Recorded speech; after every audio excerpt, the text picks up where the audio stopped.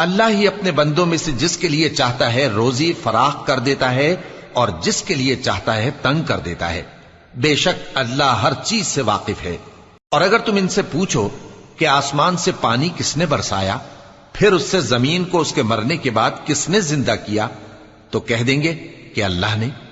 کہہ دو کہ اللہ کا شکر ہے، لیکن ان میں اکثر نہیں سمجھتے۔ اور یہ دنیا کی زندگی تو صرف کھیل اور تماشا ہے، اور ہمیشہ کی زندگی کا مقام تو آخرت کا گھر ہے۔ کاش یہ لوگ سمجھتے۔